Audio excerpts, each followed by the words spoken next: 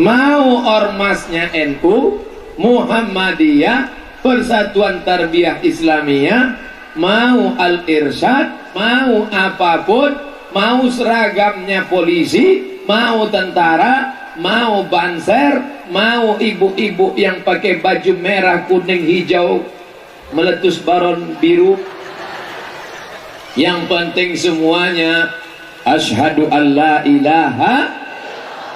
Ketika anak kita lahir, apa yang kita bisikkan ke telinganya?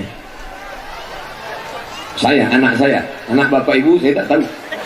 Anak saya waktu lahir yang saya bisikkan ke telinganya, asyhadu alla ilaha illallah. Tapi tidak kuat macam itu. Kuat terkejut lah dia. Ada orang di Siak membisikkan anaknya, engkau tak kei sampean sawit 5 hektar.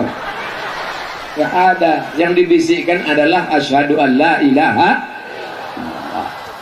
Bapak-bapak, anak-anak muda yang belum pandai azan, latihan azan.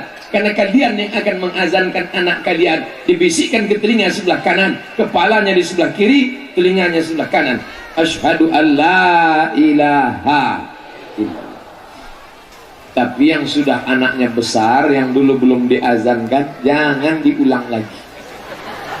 Nah, nanti gara-gara Ustadz Somad ngomong, pulang dari sini panggil, Kenes dulu, Kenes, mana apa pak?